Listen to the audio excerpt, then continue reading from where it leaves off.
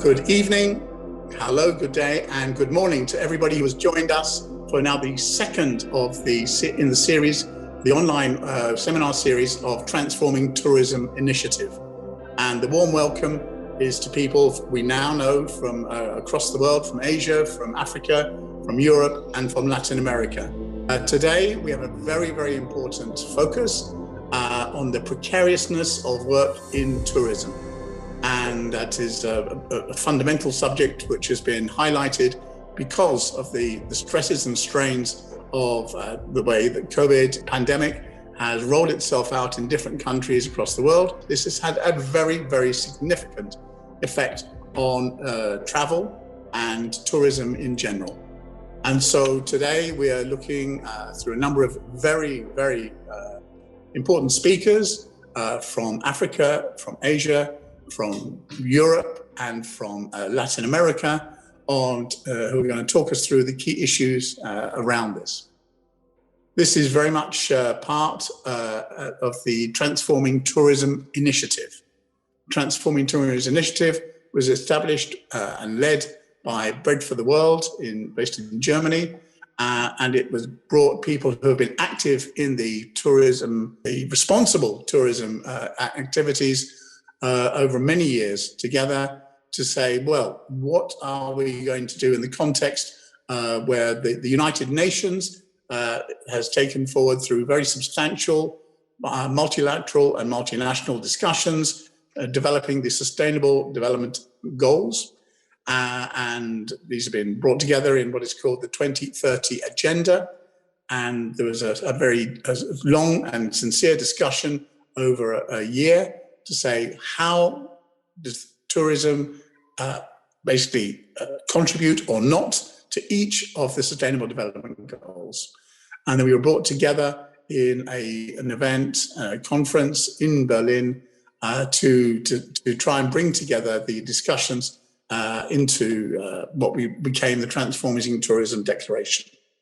However, the context we were in was very, very clear and summarized here, absolutely clear from all the participants and people involved. And I'm sure all of you who have joined us today.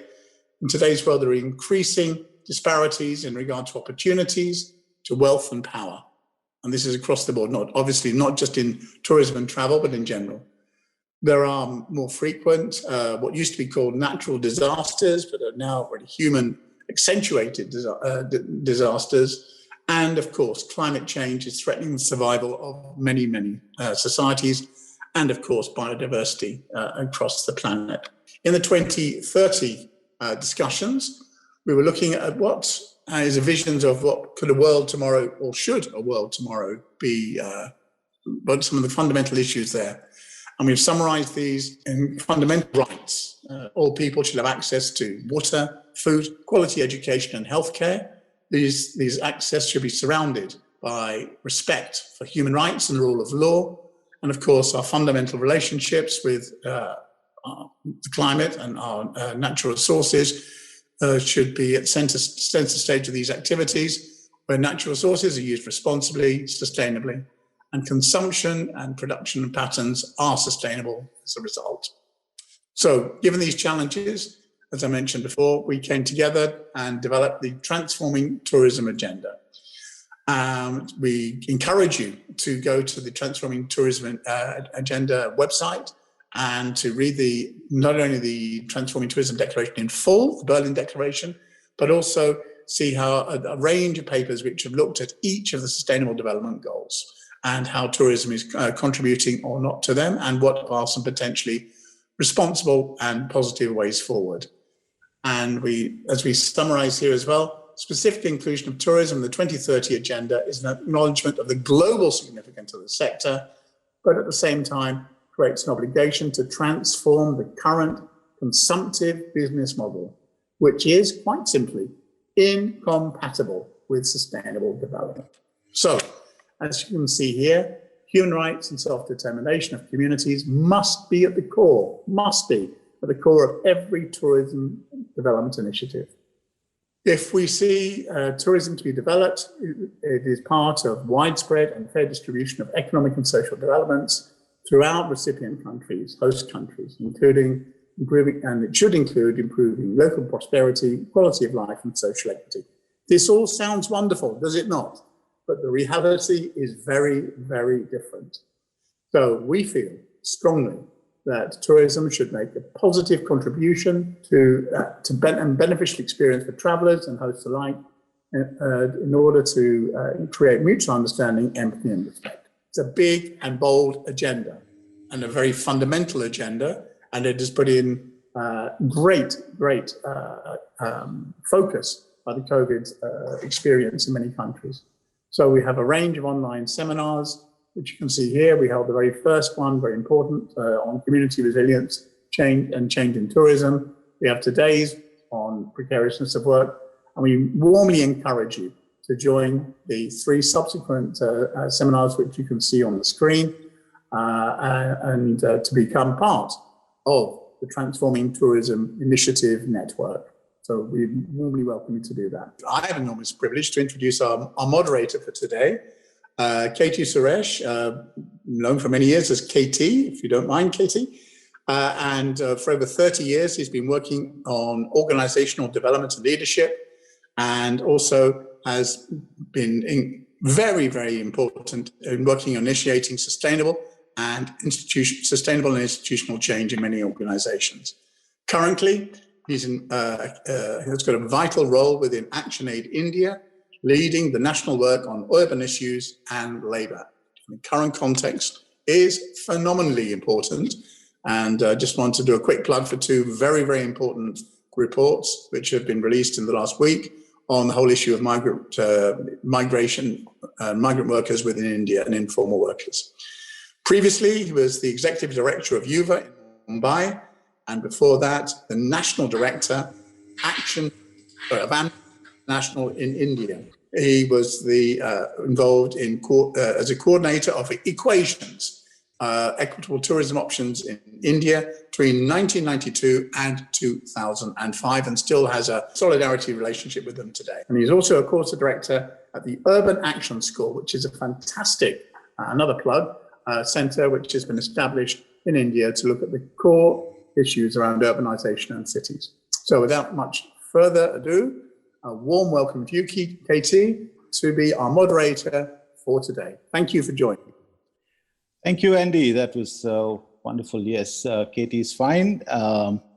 The pandemic has had a very strong impact on tourism activity. And one of the main consequences for the closure of activities has been related to the loss of employment. And this situation has increased vulnerability and precariousness of workers in tourism.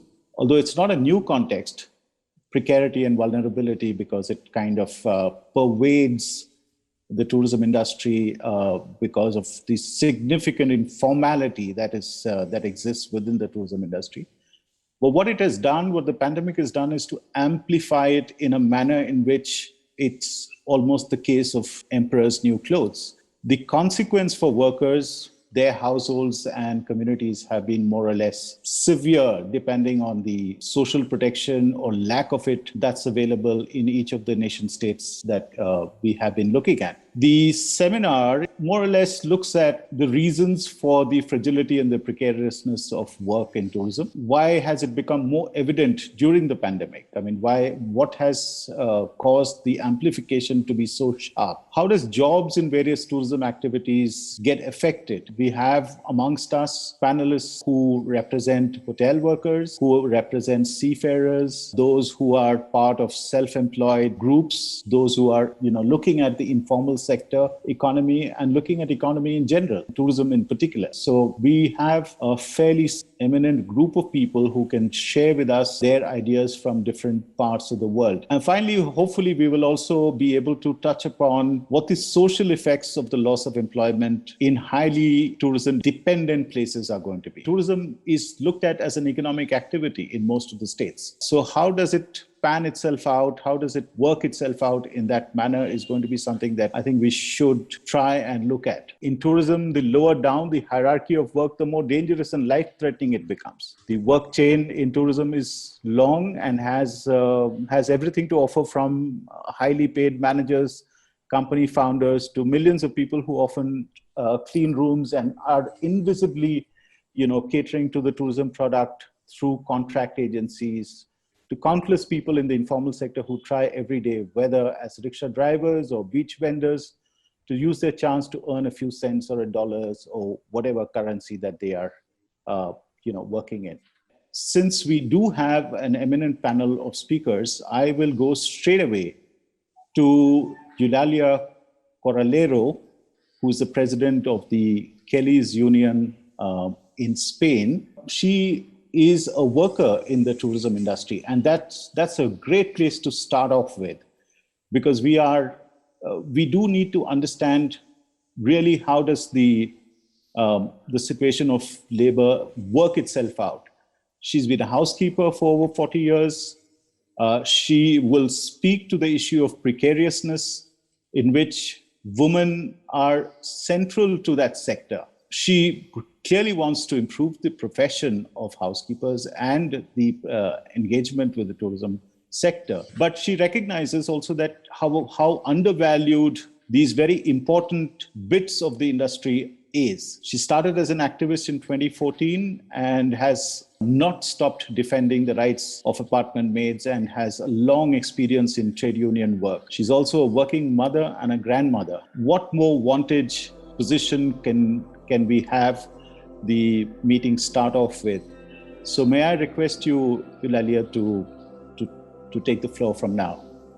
Bueno, buenos días. Primero de todo quiero darle las gracias a Andy por esas palabras que me ha dedicado. Bueno, pues es cierto, como bien ha dicho, que las trabajadoras hemos tenido que levantar la voz porque estábamos bastante olvidadas. Bueno, primero de todo quiero dar las gracias a la gente que como vosotros se está dedicando a reconstruir el turismo, a hacer este esfuerzo tan grande, ¿no? Porque llegue a todos los lugares el que un turismo diferente no solo es posible, sino necesario en el contexto actual en el que esta crisis global vemos que nos está llevando, que nos está arrastrando. Y también, que no se me olvide, quiero dar las gracias a ALBA Sur por el enorme trabajo que está haciendo para que las trabajadoras y trabajadores de hostelería en todo el mundo empecemos a tomar conciencia de lo importante que somos y de lo mucho que tenemos que hacer para mejorar el sector. Primero, para mejorar nuestra situación personal, pero no olvidemos también la situación de nuestros propios países. Yo, la verdad es que aprendo mucho cada vez que escucho hablar a gente como Ernest Cañada o como Ángela Teberga o como Andy o como, bueno, son gente que siempre nos están enseñando cosas nuevas. Mirad, en España lo que ha hecho ha sido hacer del turismo su motor principal, ¿vale? Entonces todo se daba por hecho, como que se estaba muy bien, como que había muchos beneficios y no se han dedicado a otro tipo de sectores, han olvidado otros sectores que han sido importantes en la economía de España. Mirad, en primer lugar, las Kellys nacimos en 2014 a través de los libros y de la investigación de Ernest Cañada. Y desde ahí no hemos parado de luchar y de pelear, primero porque somos mujeres y a pesar de muchas de nosotras estar sindicadas y de que había unas leyes y unos convenios que se supone que nos tenían que defender, no nos llegaba. Por eso la necesidad de hacer asociaciones de Kellys. Últimamente creo que son 15 o 16 asociaciones legales y nos hemos unido en una federación para tener más voz, para que nos escuchen, para que no nos vuelvan a dejar en el olvido. Mirar que muchas de nosotras tenemos que medicarnos para poder hacer la jornada laboral. En los últimos años hemos recibido muchísima mano de obra de países como son Marruecos, la India, incluso de otros continentes. Venían a España buscando un mejor futuro porque se suponía que aquí las leyes nos protegían. Bien, pues no era así. Es verdad que había unas leyes, pero no nos llegaban. Nuestra situación laboral era muy mala. Es por eso que decidimos salir y empezar a reivindicar nuestros derechos.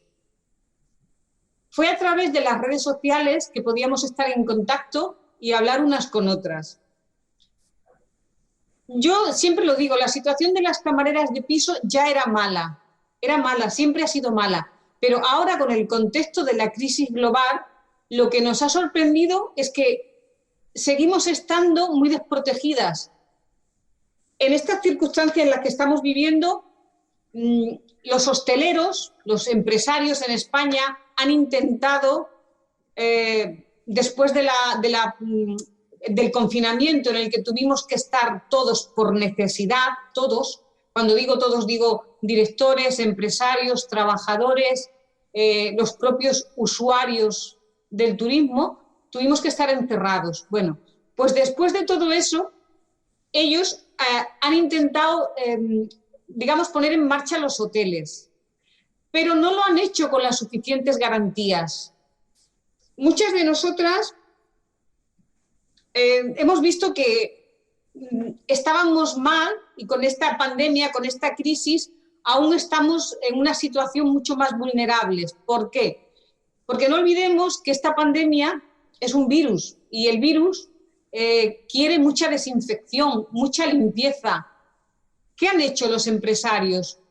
Han intentado poner en marcha sus hoteles, porque realmente ha habido gente que ha empezado a ir de vacaciones, ha perdido el miedo y ha empezado a moverse, pero curiosamente a nosotras no nos han rebajado la carga de trabajo, pero a la vez nos han exigido más limpieza, más desinfección, no nos dan los equipos para protegernos y hemos tenido muchas de nosotras que llevarnos las mascarillas y llevarnos los guantes de nuestra casa para poder protegernos.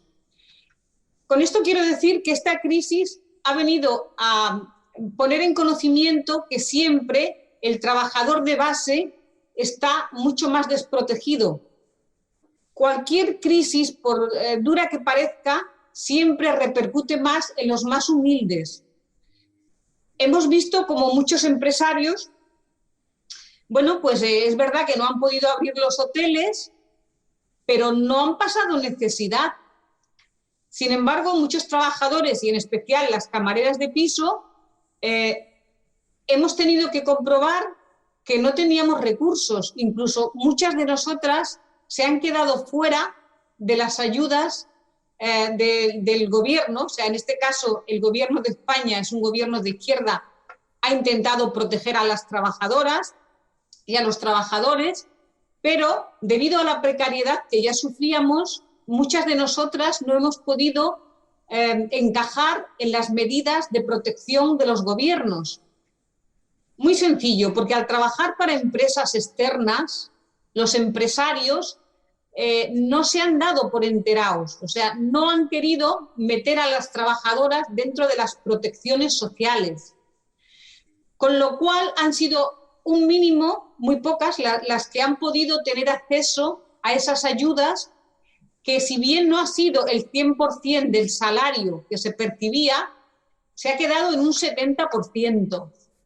Pero quiero hacer hincapié en que este 70% solo ha sido para algunas privilegiadas que tenían la suerte de encontrarse en activo en el momento de la emergencia sanitaria. Con lo cual, quiere decir que, por ejemplo, donde yo vivo, que es una ciudad turística, más de la mitad de la población ha quedado totalmente desprotegida. ¿Qué ocurre? Que de cara al invierno se va a ver un aumento considerable dentro de lo que es la pobreza de estas ciudades turísticas que tenían puesto todo su capital, digamos, todo su conocimiento en el sector turístico. Al no haber podido cubrir las plazas turísticas, los años, digamos, los meses y el año que viene, nos hemos encontrado ante una situación de pobreza extrema. Y sobre todo somos las mujeres, en este caso, las que peor parte nos hemos llevado, porque la mayor cantidad de puestos de trabajo en el sector turístico y en hostelería, no olvidemos que es siempre en limpieza.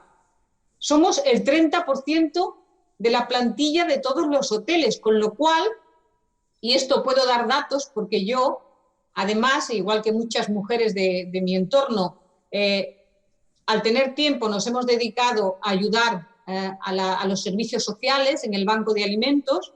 Para que se hagan una idea, había 80 familias que ya dependían de la caridad del banco de alimentos para poder cubrir sus necesidades básicas, se ha visto aumentado en 400 familias.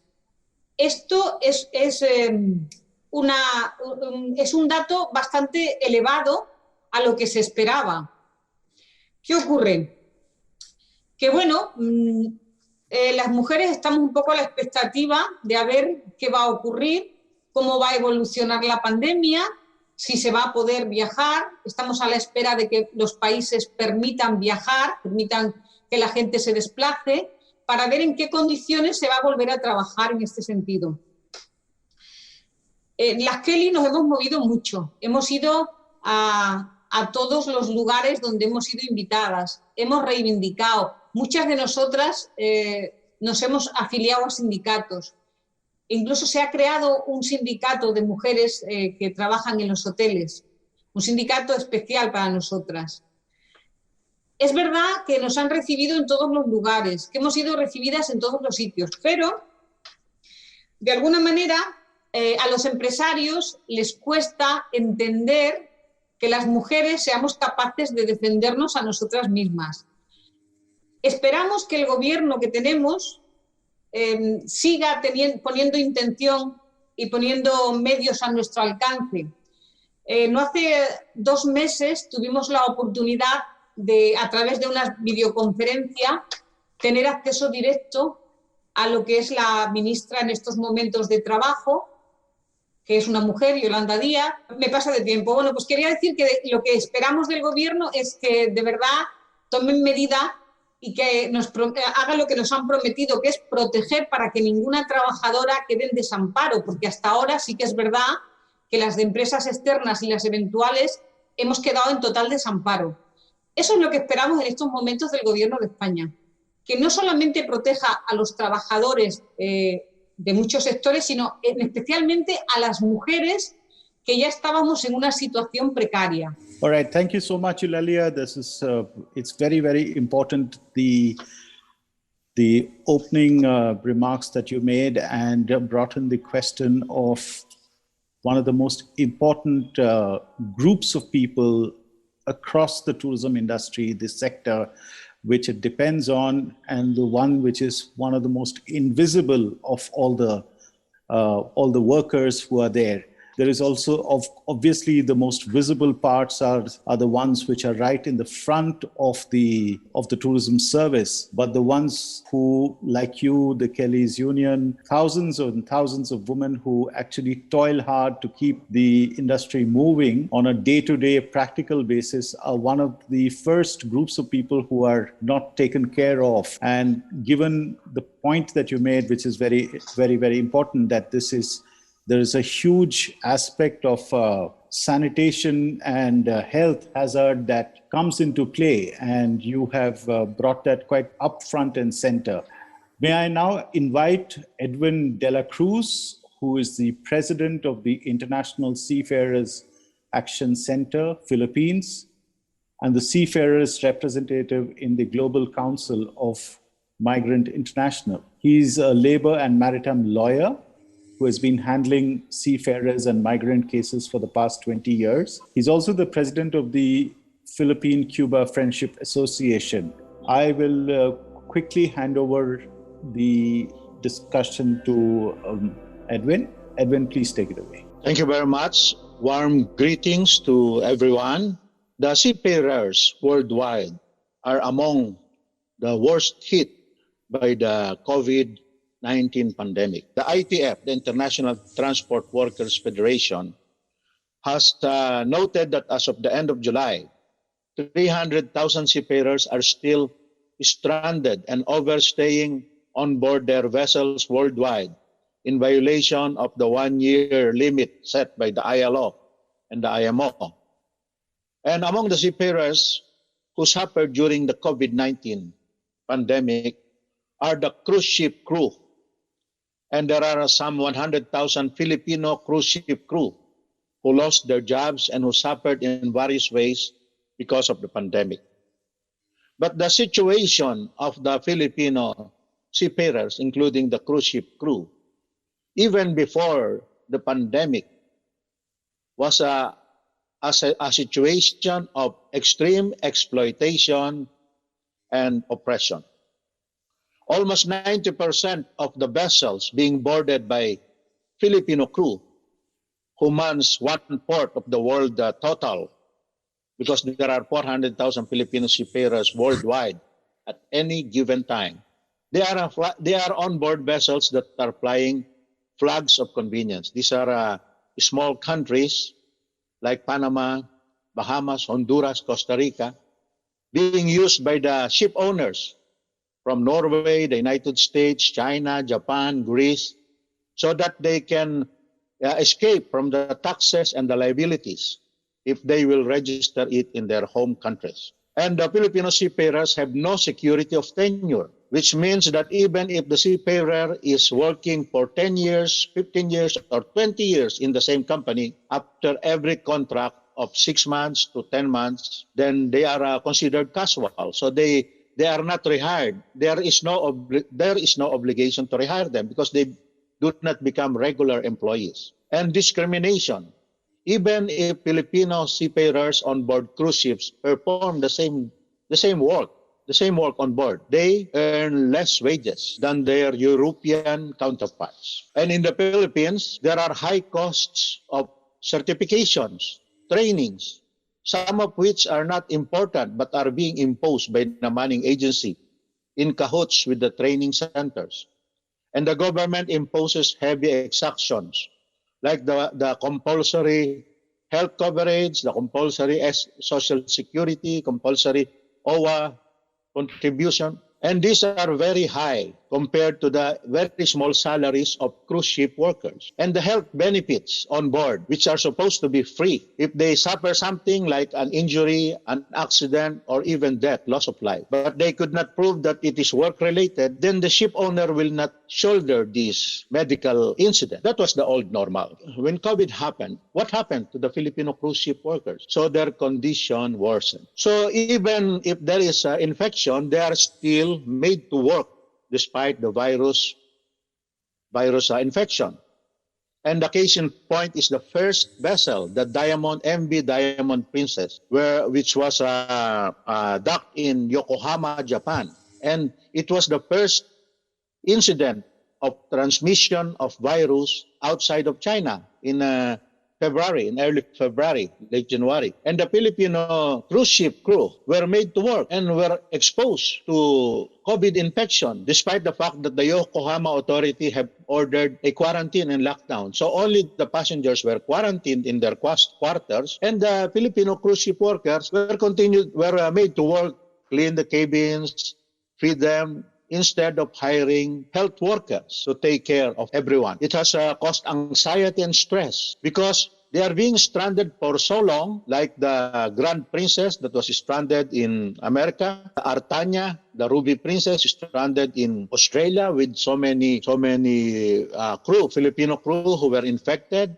and a Filipino crew died in Grand Princess. A Filipino crew died in Australia, in Artania. There is a loss of work also because all of them, when they were repatriated after so many months of being stranded abroad, have no job anymore. They cannot look forward to work, continue working. The government, the Philippine government, which promised $200, a one-time $200 assistance, was not able to give all of them. Only some were given. And it took 2 to 3 months after they have applied before the $200, a very, very small one-time assistance, was given. And right now, the government said, oh, there's no more $200 because there is no more money, which is not true because the government has just released 5 billion pesos to the OWA to be released for the seafarers. And there is a lack of medical attention and mass testing. So when the crew of Grand Princess were quarantined for 1 month in Clark Air Base, they were asking for swab testing. They were not given. They were released to their families without being tested. So they do not know if they are positive or negative.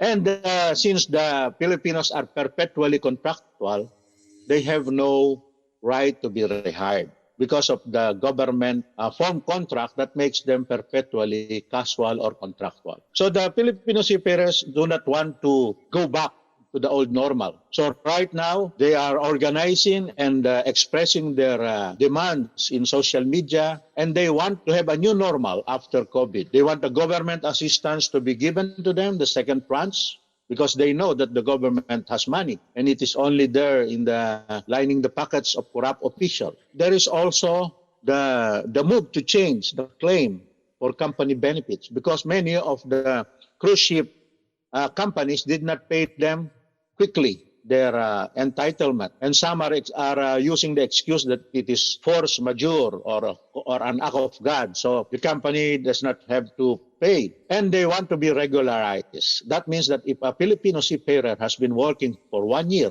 like in any factory in the Philippines, they should be considered as regular employees with security of tenure, with the right to be rehired, with the right to be given the offer of first refusal, the right of first refusal. And they are asserting their rights and their welfare collectively. Like the cruise ship workers are being organized, they are organizing themselves. They are networking with other overseas Filipino workers, with other migrant communities, and with other oppressed and exploited Filipino workers when they come home. They join them in opposing the PhilHealth, the compulsory PhilHealth, the compulsory SSS, the high government exaction, the lack of government swab testing. So they are uniting. The cruise ship workers are uniting with the broad masses of the Filipino people in asserting their rights that in the new normal, these things should come to stop. Thank you very much. Thank you, Edwin. It's very interesting to listen to the travails of different segments within the tourism industry. I mean, the tourism industry has this very glamorous face to itself.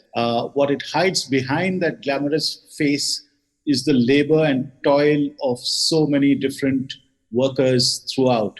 And what you brought out for us as well as the audience here is both the toil and also the unequal ways in which even a response is offered to workers in the cruise sector. If we do talk about sector after sector, we would see what Eulalia said, and what you are saying is the differential ways in which those who have less power to influence the larger industry, what they are facing.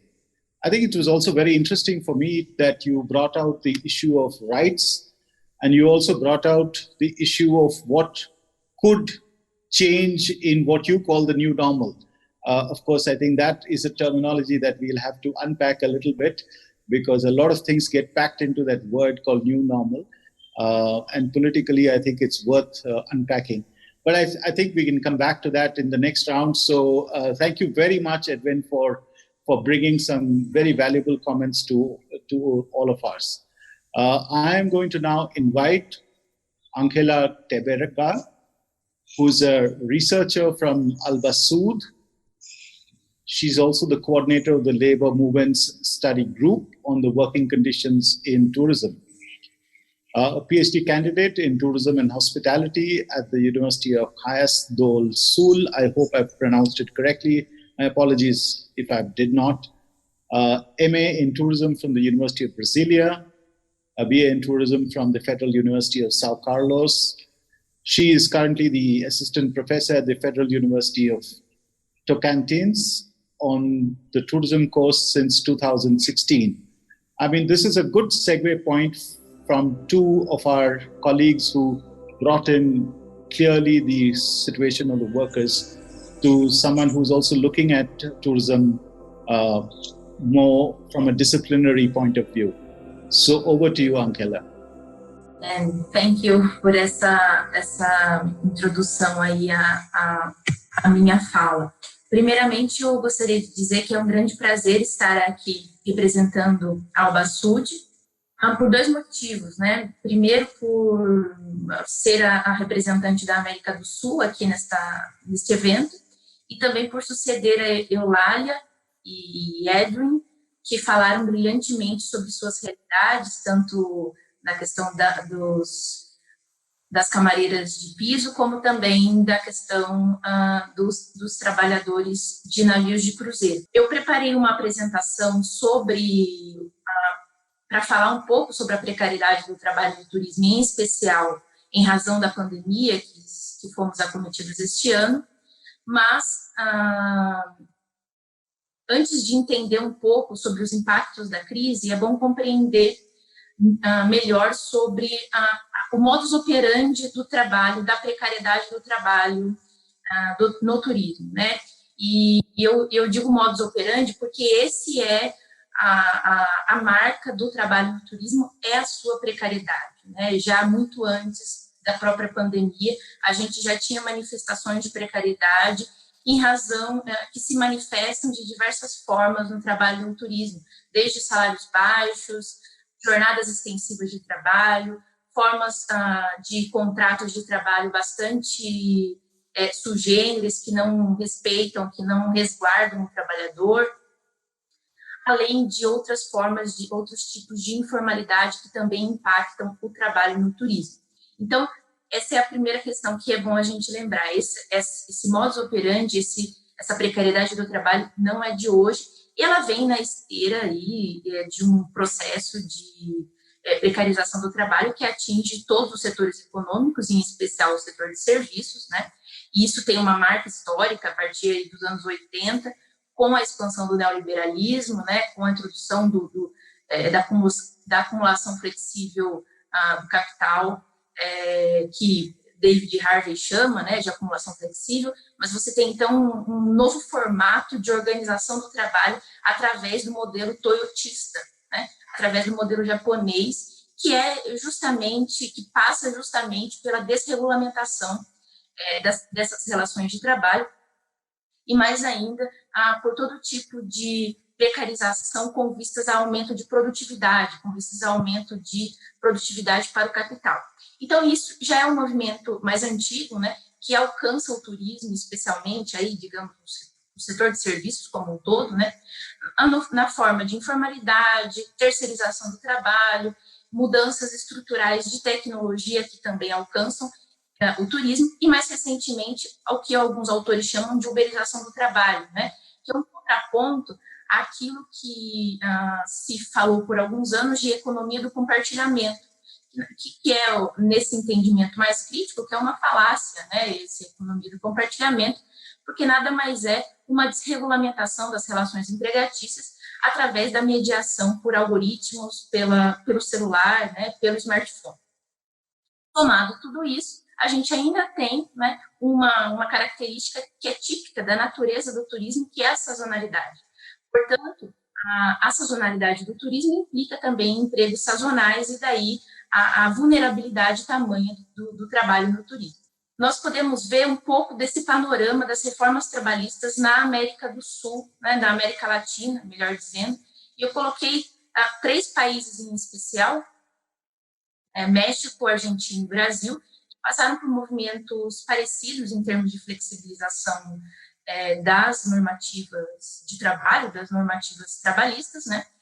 México no ano de 2012, Brasil no ano de 2017, de onde eu falo, e Argentina, que também teve um movimento parecido de flexibilização das leis trabalhistas, em especial no governo Macri, mas que, em razão de um movimento sindical, um movimento peronista bastante forte, né, foi totalmente rechaçado, que Macri fez através de decreto, né, decreto presidencial. Mas esse movimento de alteração das legislações trabalhistas também não são atuais, né?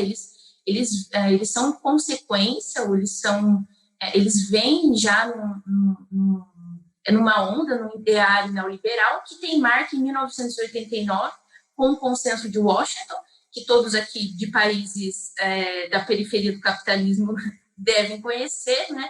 Que é justamente uma série de medidas, uma série de regramentos que os bancos mundiais, que o FMI colocou para que esses países pudessem conseguir empréstimos, pudessem conseguir créditos no sentido de desenvolvimento do seu país, e uma dessas medidas é justamente a desregulamentação, é justamente a flexibilização da legislação trabalhista.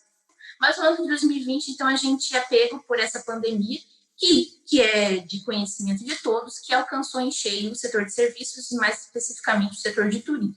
E como isso como isso impacta o trabalho no turismo, como a pandemia impactou o trabalho no turismo e ainda impacta, né? Especialmente na forma de demissões, né? A Eulalia comentou um pouco sobre isso, o Edwin também, e redução de jornadas de trabalho e salário, né? É bom lembrar que o setor de turismo é muito amplo, então cada setor, cada segmento dentro do turismo vai ser impactado de maneira diferente. Por exemplo, as demissões, elas costumam acontecer, ou elas aconteceram, naqueles setores, subsetores do turismo, que foram 100% paralisados. É o caso do setor hoteleiro, por exemplo, né? Não fazia mais sentido manter trabalhadores em um espaço que não recebia mais hóspedes. Então, você tem aí uma marca da demissão em massa, né? Já a redução de salários e redução de jornadas, isso vai acontecer em subsetores do turismo que permitem o trabalho à distância, que permitem o trabalho remoto, né? É o caso, por exemplo, das agências de viagens, né? Que conseguem, os agentes de viagens conseguiram manter aí uma jornada de trabalho dentro de casa, sem precisar se deslocar para o trabalho, mas tem uma considerável redução no salário também. A resposta dos estados foi diferente dos estados dos países aqui da América Latina, foram diferentes conforme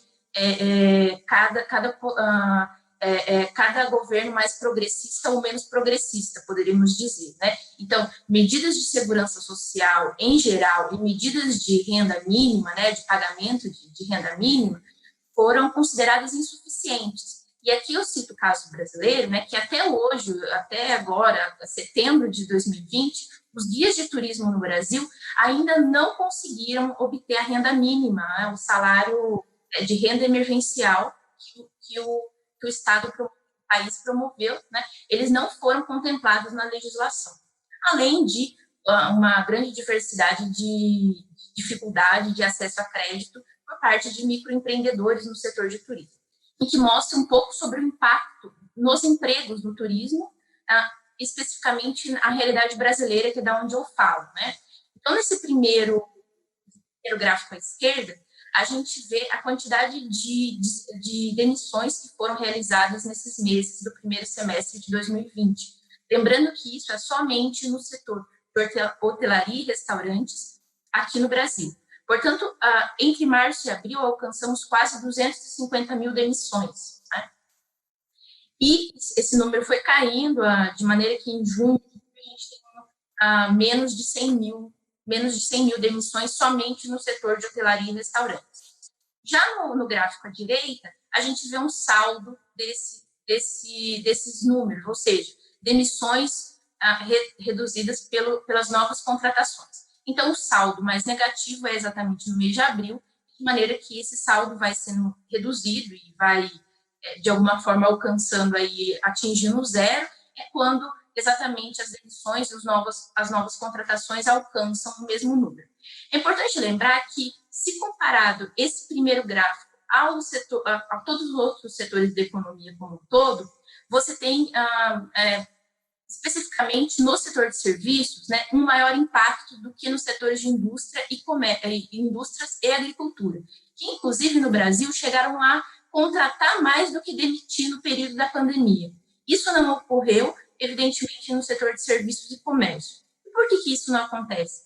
Porque são empregos em situação de maior vulnerabilidade, como eu já tinha comentado. E por quê? Porque eles têm baixa qualificação, ou seja, facilitam, de alguma forma, né, a possibilidade de demissão e recontratação por parte do empregador.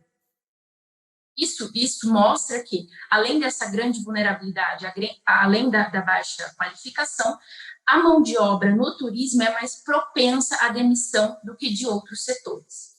E assim eu fico disponível para outras questões que virão a seguir. Muito obrigada.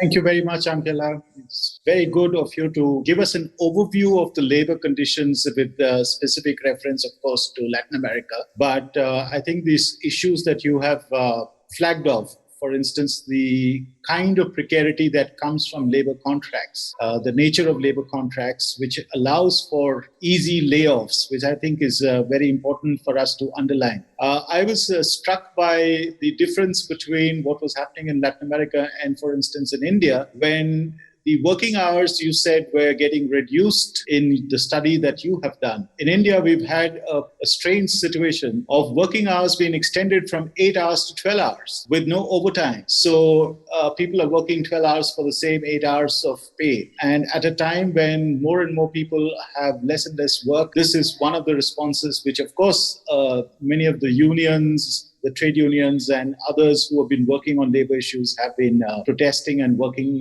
hard. And some of the provincial governments have now withdrawn it. But I think it's a very interesting, this conversation is so exciting for me to learn about the different kinds of responses that states have come up with, and maybe we should have the second round, which is also, would be interesting to sort of pick up on each other's points. Let me very quickly, because we are running out of time soon, but let's bring in my old friend Adama, who is an associate member of the International Center for Responsible Tourism. He holds an MSc in Responsible Tourism Management. He's been associated with International Center for Responsible Tourism since it started. Adama has also formed the International Center for Responsible Tourism West Africa, which is part of the Institute of Travel and Tourism of the Gambia, which he founded and is currently the chairman of the board of. Welcome, Adama. The floor is all yours now. Thank you, Suresh. I will take a country perspective, the small country of the Gambia. As you can see, my heading is tourism and independence. I would think that tourism brought more dependency for my country than what we seeked for from the very beginning. We had a self-rule from Britain, we call it independence. But in 1965, the same year we had a self-rule or independence, that's when we had an investor in tourism bringing 300 tourists, mainly from Scandinavia.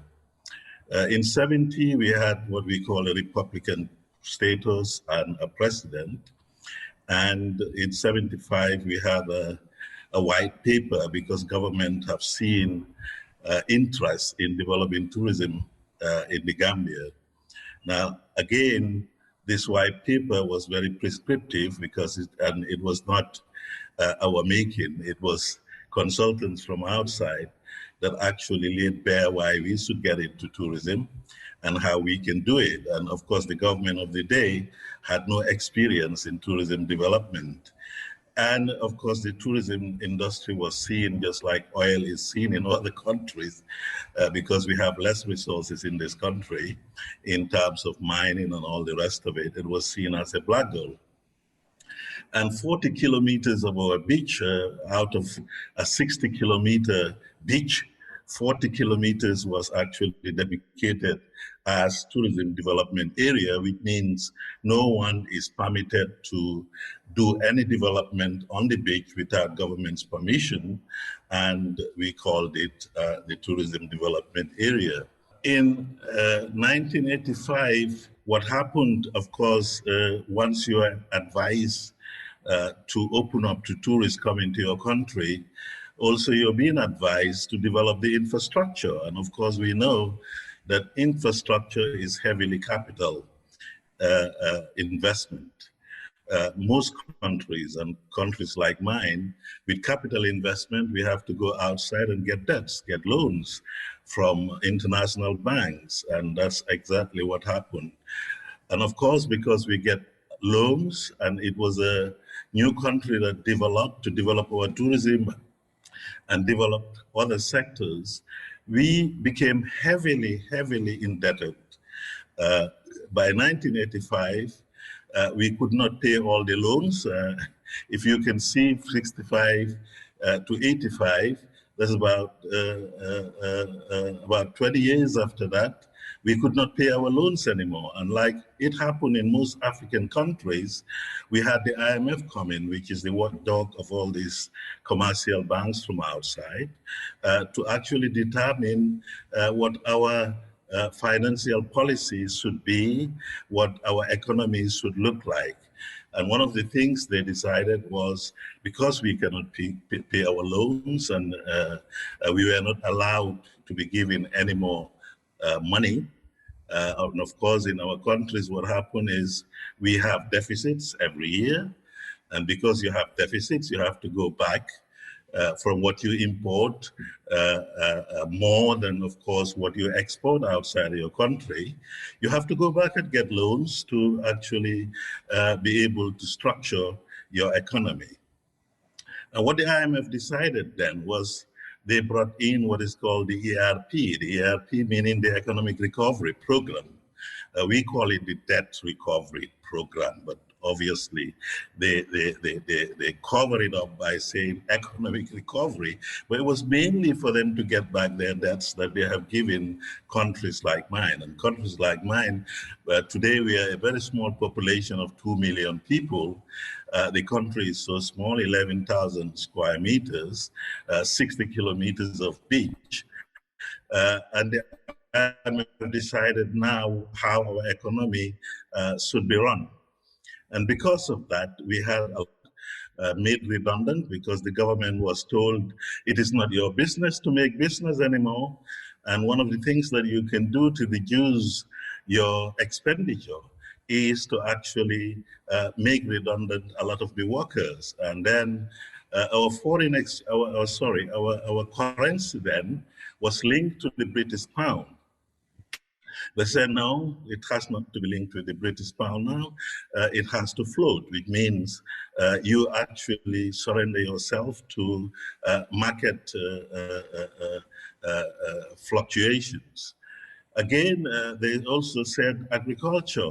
You don't have to subsidize your farmers, which we are doing. And if you know, both the EU and the American government today, most of them are subsidizing.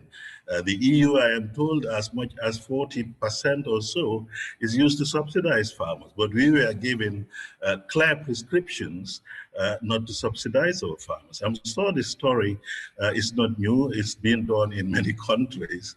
But given the the impact, the vulnerability of our country, we felt it more.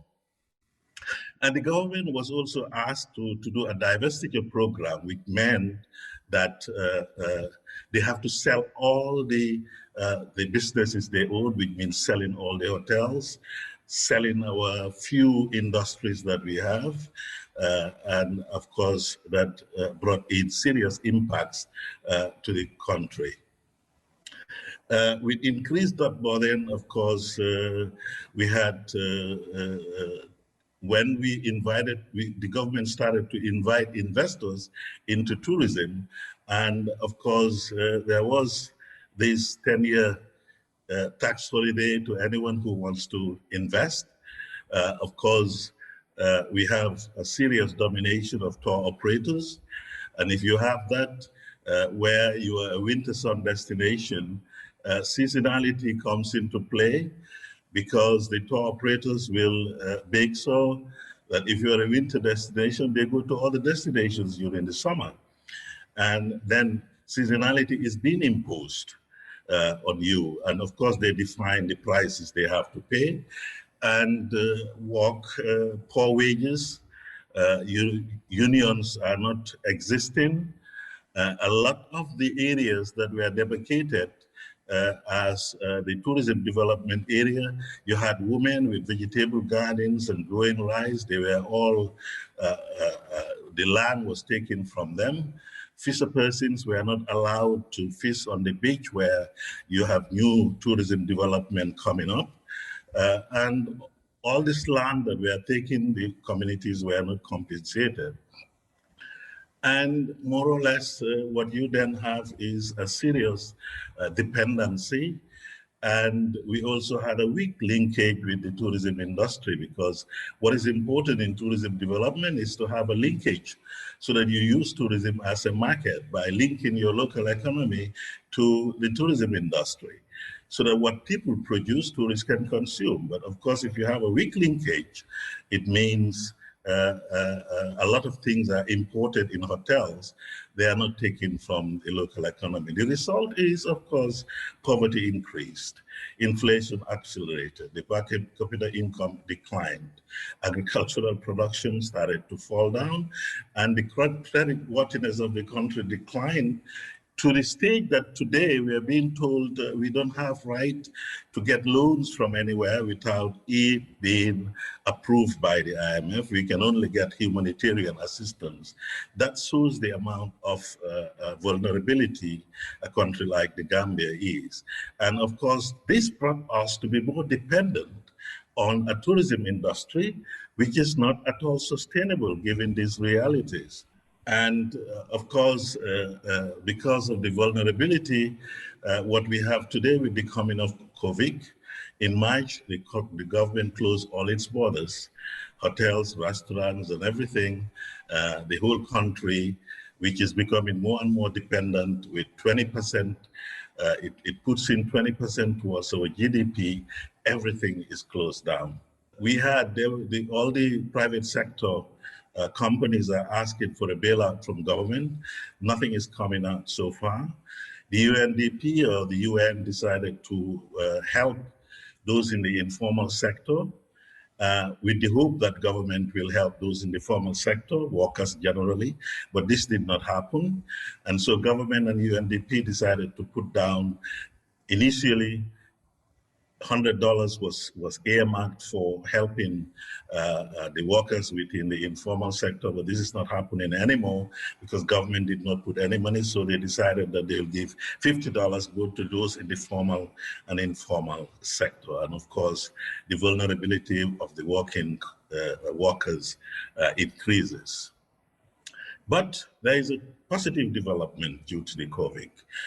I have, with other colleagues, been saying that we should set up a tourism federation composed of all the tourism workers and, of course, the tourism owners and the private sector communities so that we can speak with one voice to government and start using responsible and sustainable development as a driver, seeing all these impacts that are coming to our country, but we have never been listened to. And what the COVID did was people started to see how vulnerable they are.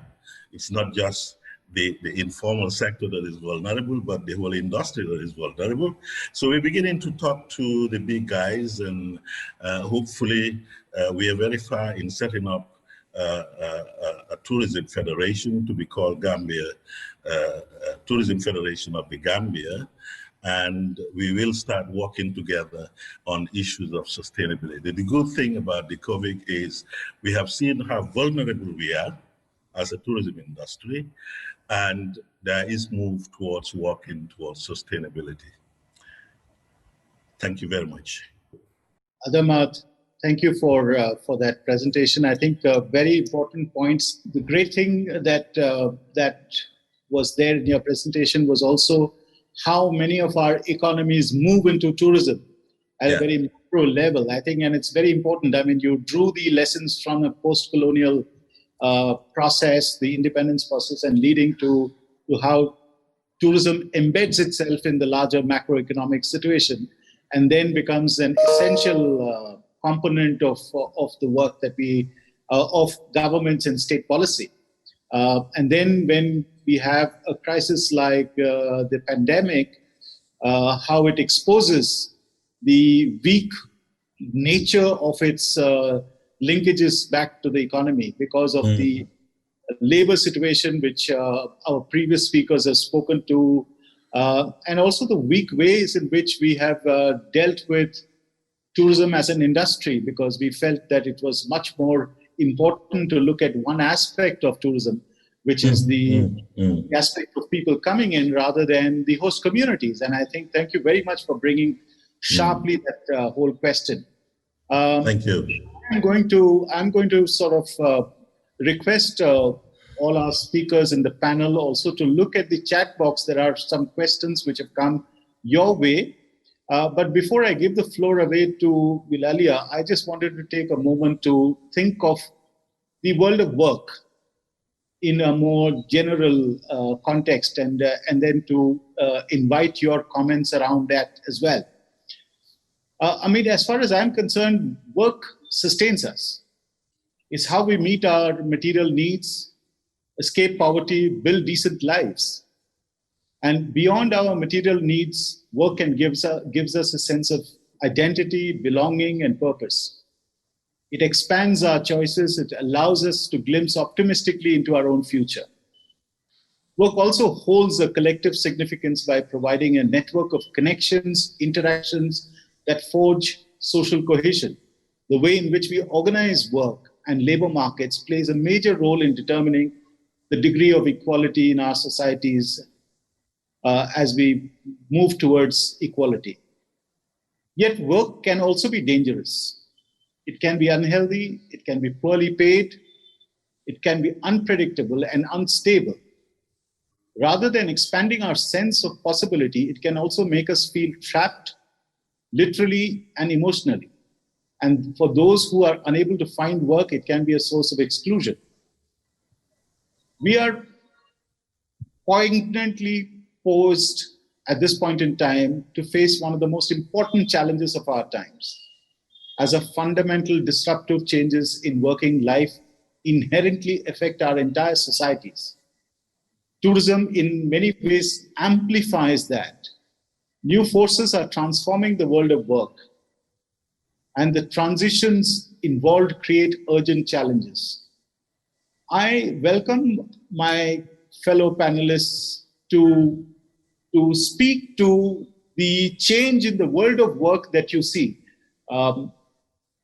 Edwin left us with the thought about how things would happen in the new context.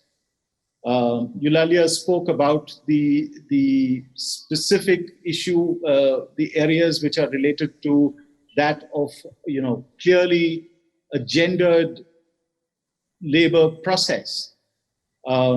Ankila, you talked about the labor markets, you talked about the larger structural issues which were involved in that.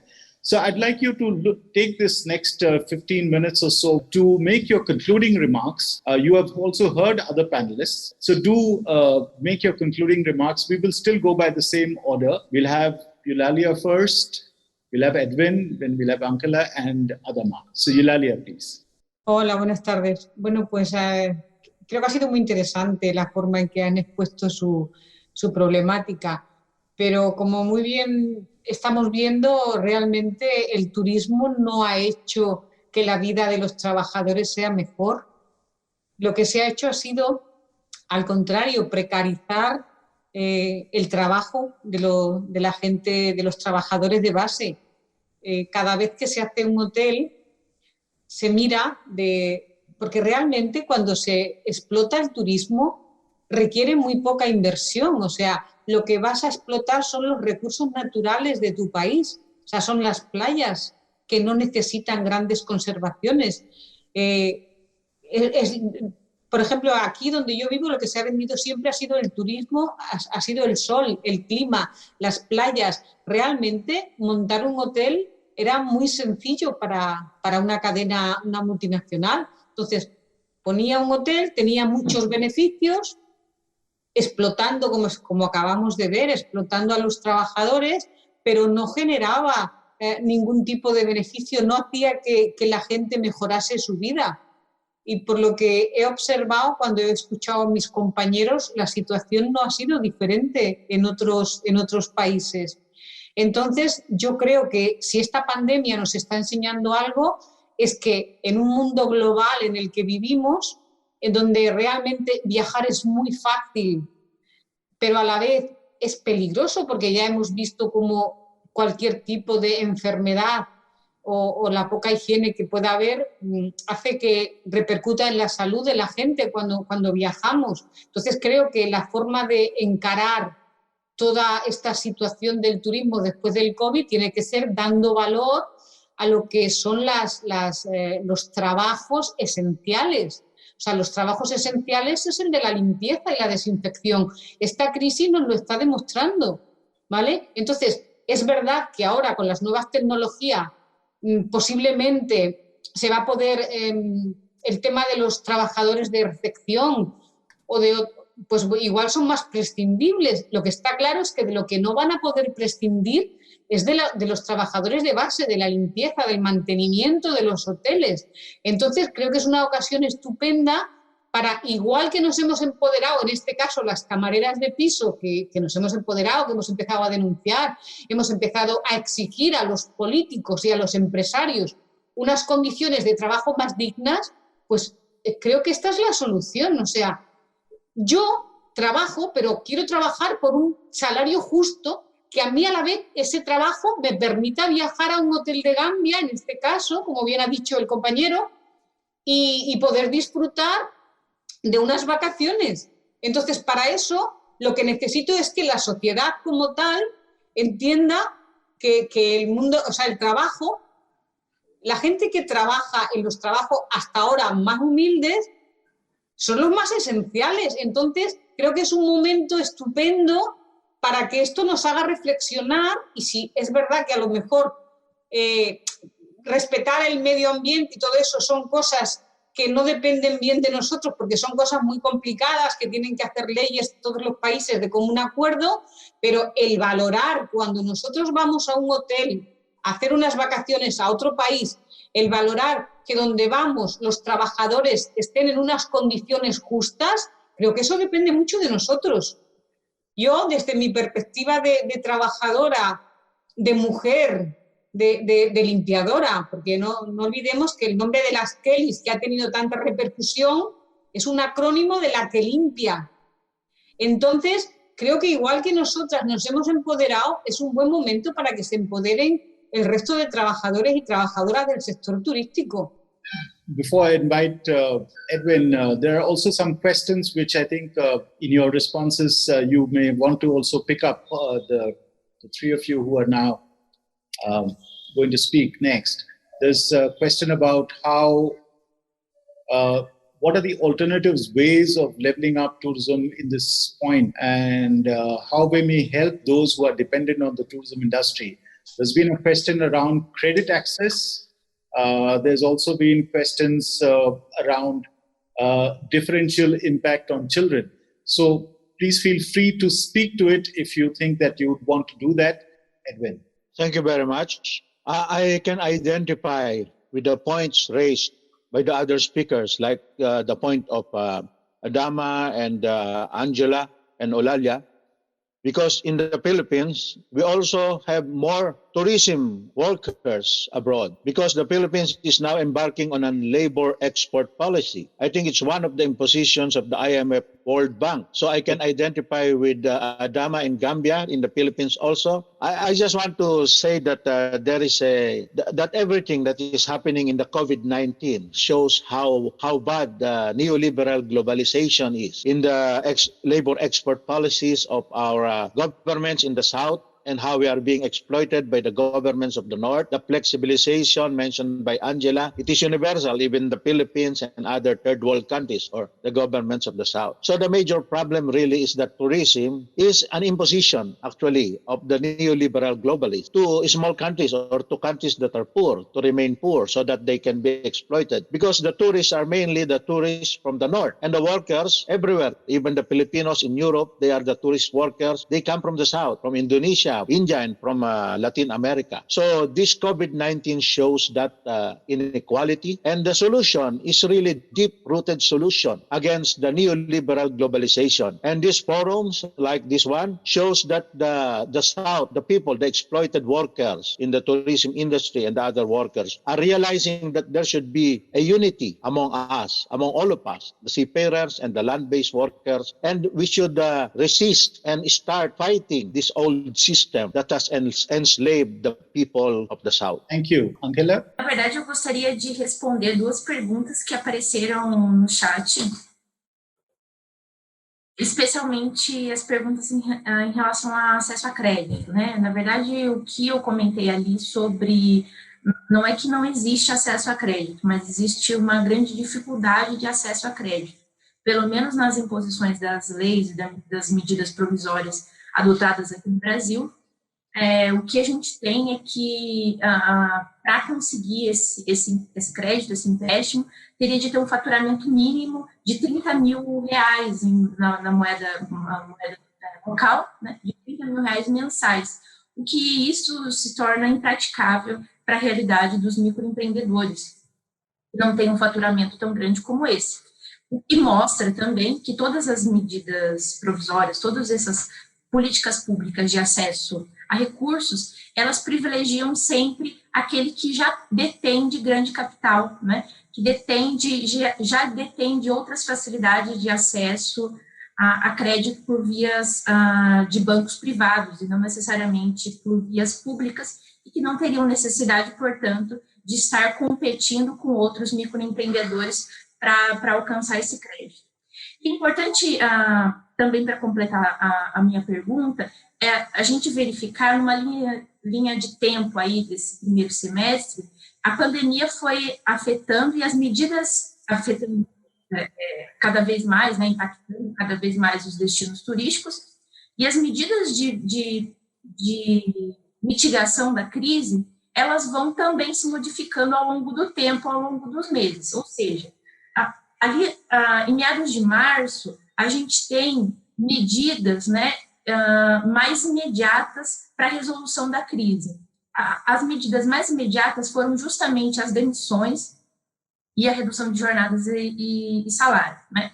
Depois, com a crise avançando, né, e já não vendo mais perspectivas de retorno tão breve para o novo normal do turismo, né, retorno do turismo termos que se via até 2019, você já tem outras medidas, outras possibilidades de mitigação da crise. É aí que iniciam, então, as solicitações para acesso a crédito. Então, isso começa ali em meados de maio, junho.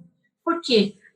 As microempresas e até grandes empresas, em alguma medida, né, não têm um capital de giro tão alto para se manter por 6 meses ou às vezes até um ano totalmente parada, né? Em uma pesquisa realizada pela rede de observatórios do turismo no Brasil, se verificou que a ampla maioria só tinha capital de giro para se manter por 1 ou 2 meses, no máximo, né? E depois aí você tem em porcentagens menores que conseguiriam se manter com o capital que detinham por meados de 6 meses no máximo. Então, em 6 meses, que é o que a gente está completando agora, né, 6 meses de pandemia, 6 meses de quarentena, já é o tempo limite para as grandes empresas conseguirem arcar com seus custos. Que dirá de pequenas empresas que já não conseguiram mais arcar desde o primeiro mês de pandemia. Yeah, thank you. I know that it's a very, very important and interesting topic of credit access, and that maybe Tourism Watch should consider an entire webinar on that, because I think that's one of the other parameters on which we can look at the vulnerability factors. Adama, your time is 35 seconds. Yes, it's becoming, with the COVID, it's becoming clear to us that tourism cannot be an alternative in terms of being a sustainable, long-term economic factor for our countries, given that it's controlled from outside. I mean, if you are not controlling something, obviously that cannot be sustainable for your economy.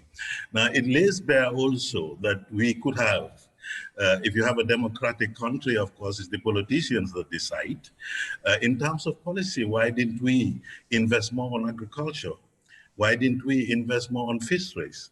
Why are we getting more and more hooked to a tourism industry that is not very sustainable for us?